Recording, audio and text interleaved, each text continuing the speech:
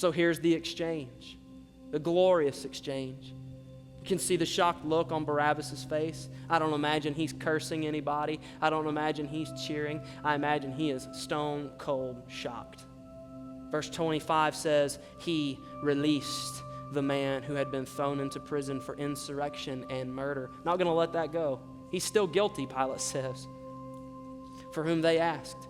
But he delivered Jesus over to their will.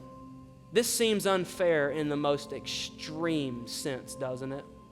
That Jesus, the righteous one, takes the place of a wicked man. Think further on this, about this being the good gift of God to Barabbas that day. Barabbas wakes up thinking he's going to die, and now he's a free man. Here's Barabbas, a thief, set free. And here's Jesus, the giver of all good things, taken into captivity. Here's Barabbas, an insurrectionist, a rioter, set free. And here's Jesus, the Prince of Peace, the one who makes people at peace with the Father. He's taken into captivity. Think of Barabbas, a murderer, one who deprives people of life, who takes life from others, set free. And here's Jesus, the creator of all life, the one who the book of Hebrews says upholds the universe by the word of his power. That Jesus, the creator of all things, going into captivity. Barabbas must be thinking, this is the best day of my life. Because I don't know what this man deserves, but I know what I deserve.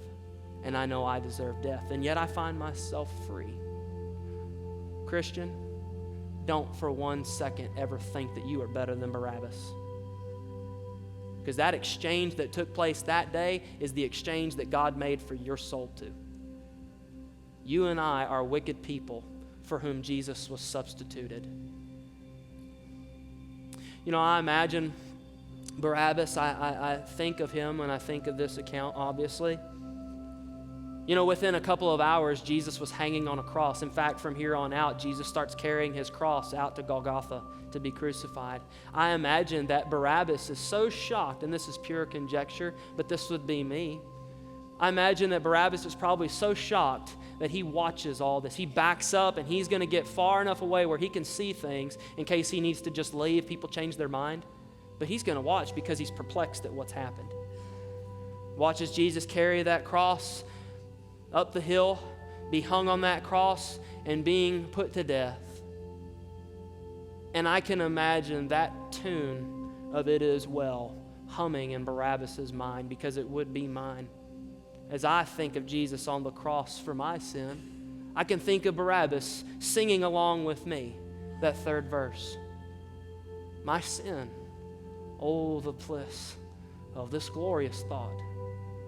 My sin, not in part, but the whole, was nailed to the cross, and I bear it no more. Praise the Lord, oh my soul. And I imagine as he sings the last note of that song, he runs as fast as he can from Jerusalem to hide and to get away and to start a new life. It's exactly what God calls you and I to do. To run from our old life, as we understand that our sin was nailed to that cross, not in part, but the whole. And because Jesus bears it, we bear it no more.